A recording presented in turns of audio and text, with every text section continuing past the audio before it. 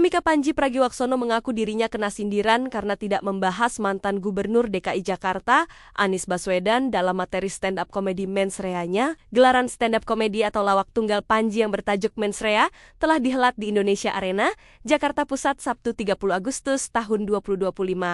Lalu, stand-up komedi Pandji ini pun mulai tayang tanpa sensor di platform streaming Netflix sejak 27 Desember tahun 2025.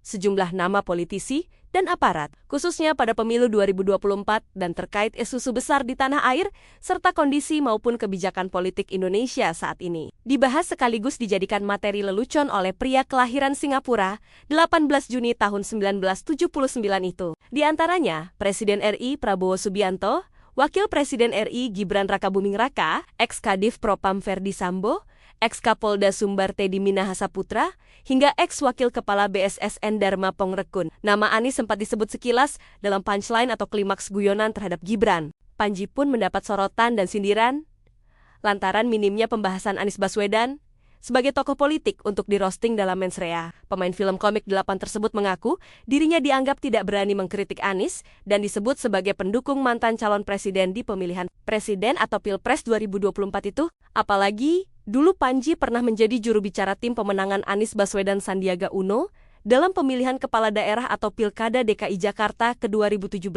Hal tersebut pun dibantah langsung oleh Pandji. Pandji mengaku justru dirinya adalah YouTuber yang paling banyak mengkritik Anies Baswedan. Pandji lantas mengurai, ada banyak video dirinya menyindir Anies di platform YouTube selama periode 2017 hingga ke 2023. Kemudian, Pandji menjelaskan bahwa dirinya pernah membuat video tentang review atau ulasan masa jabatan Anies Baswedan dengan durasi lebih dari 2 jam. Pandji juga menyebut video lain di mana dirinya mengkritik suami Ferry Farhati Ganis tersebut. Mulai dari video khusus polemik program hunian DP 0 rupiah era Anies Baswedan, lalu video tentang pernyataan Anies yang menyebut Kali Item sudah diibaratkan seperti septic tank, tangki bawah tanah kedap air untuk menampung dan mengolah limbah tinja. Kemudian, Pandji mengaku pernah membuat video yang menyebut Anies curang karena tiba-tiba menang jadi Gubernur DKI Jakarta. Padahal, elektabilitasnya rendah. Lalu, Pandji juga mengungkap video lain saat dirinya membandingkan perlakuan berbeda dari Anies Baswedan saat menggerebek kafe di kawasan Senopati pada 2021 lalu, terkesan garang soal disiplin protokol kesehatan era pandemi COVID-19, tetapi terkesan ramah saat bertemu Habib Rizik. Terakhir, di acara Adili Idola, saya ngebercandain tepat di depan Mas Anies. Saat Fedi Nuril di-roasting, Mas Anies nongol. Terus di depannya, gue bilang, Mas Anies janganlah semua undangan didatengin.